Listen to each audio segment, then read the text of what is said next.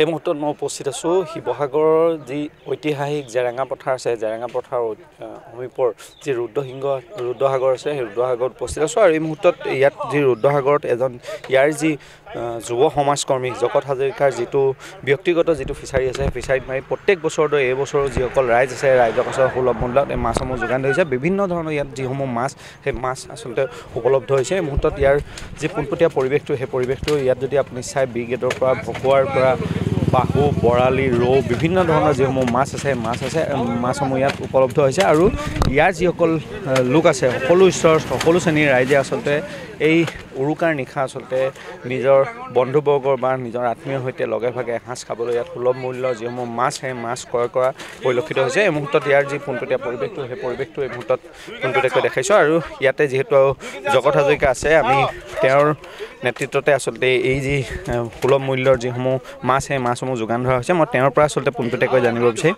মই আপোনাৰ পৰা আচলতে পোনপটীয়াকৈ জানিব বিচাৰিম। প্ৰত্যেক বছৰে দেখা যায়, বিশেষকৈ উৰুকা দিনটোত আপুনি ইয়াৰ যিসকল লোক আছে, এই লোকসকলক আচলতে সুলভ মূল্যত মাছসমূহ প্ৰদান কৰে। এইবাৰ কি কি মাছসমূহ উপলব্ধ হৈছে? সৰ্বপ্ৰথমে আপোনালোকক ভোগালী বিহুৰ আন্তৰিক শুভকামনা জনাইছোঁ। আৰু আপোনালোকে নিশ্চয় জানে যে জেৰেঙা পথাৰৰ মাছৰ সোৱাদেই বেলেগ।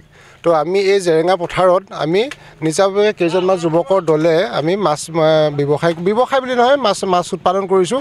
আৰু সেই মাছেৰে আমি ভোগালী বিহুৰ দিনাখন পুৱা আমি ৰাইজৰ কাৰণে সুলভ মূল্যত এৰি দিওঁ।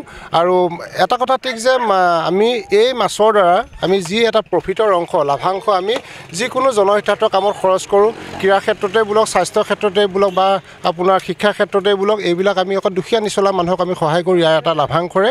আৰু আপোনালোকে আজি আহি আমাক যে ইমান উৎসাহ কৰিছে, তাৰ কাৰণে আপোনালোকক সকলো চেনেললৈ আমি ধন্যবাদ জ্ঞাপন কৰিছোঁ।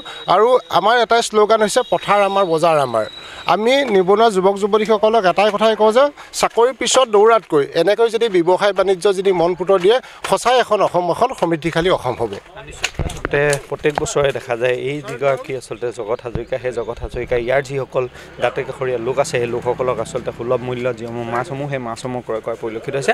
আমি এজন মাছ কিনিবলৈ অহা ব্যক্তি আছে, মই আপোনাৰ পৰাই আচলতে জানিব বিচাৰিম, প্ৰত্যেক বছৰে ইয়াৰ পৰাই মাছ ক্ৰয় কৰে নি? আৰু বিশেষকৈ আজি ৰাতি আয়োজন কেনেধৰণৰ? আয়োজনটো খুবেই ভাল হৈছে। ভোগালীত আমি সদায় জগত হাজৰিকাৰ যি মাছ ব্যৱসায় কৰিছে, তেওঁ বহুত ধুনীয়াকৈ কৰিছে। এটা বৃহৎ এটা পুখুৰী খান্দি পেলাই তেওঁ স্থায়ীভাৱে এককভাৱে যি প্ৰচেষ্টা চলাইছে, আৰু সদায় আদৰণীয় হয় এইটো। সেইকাৰণে আমি সদায় লোকেল মাছ খাবলৈ পাওঁ। ইয়াত মাছ বহুতো সোৱাদ হয়, গতিকে বহুত মানুহ আহে। পুৱাৰ পৰা আহি ইয়াত ৰৈ থাকে।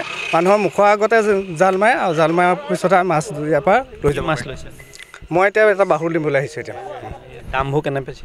দামবোৰ ইয়াত সুলভ মূল্যতে দিয়া হয়। বজাৰত আচলতে সুলভ মূল্যতে আচলতে ইয়াত যিসমূহ মাছসমূহ, সেই মাছসমূহ ইয়াত উপলব্ধ হয়। বিভিন্ন ধৰণৰ যিসমূহ মাছ, সেই মাছ ইয়াত উপলব্ধ হয়। আৰু প্ৰত্যেক বছৰৰ দৰে এই বছৰ আচলতে যি ঐতিহাসিক জেৰেঙা পথাৰ সমীপৰ যি ৰুদ্ৰসাগৰ আছে, সেই ৰুদ্ৰসাগৰত দেখা যায়। এই মুহূৰ্তত যদি মাছসমূহৰ ভিজুৱেল চাই, কেৱল মাছ আৰু মাছ এই মুহূৰ্তত আচলতে ইয়াত দেখা পৰিলক্ষিত হৈছে। এই মুহূৰ্তত পোনপটীয়াকৈ যি প্ৰতিনিধি মই দৰ্শকসকলক দেখাইছোঁ, যিহেতু আজি উৰুকা, আৰু উৰুকাৰ দিনটোত লগে ভাগে এসাঁজ খাবলৈ এইদৰে আচলতে যিসমূহ মাছ, সেই মাছসমূহ ক্ৰয় কৰা পৰিলক্ষিত হৈছে। এইদৰে আচলতে ঐতিহাসিক যি জেৰেঙা পথাৰ, সেই জেৰেঙা পথাৰত যি উৰুকা দিনটো, সেই উৰুকা দিনটোত পুৱাৰ পৰা আচলতে ইয়াৰ যিসমূহ মাছ, সেই মাছ ক্ৰয় কৰিবলৈ আচলতে যিসমূহ ক্ৰিয়েটাৰ আছে, সেই ক্ৰিয়েটাৰ ভিৰ কৰা পৰিলক্ষিত হৈছে।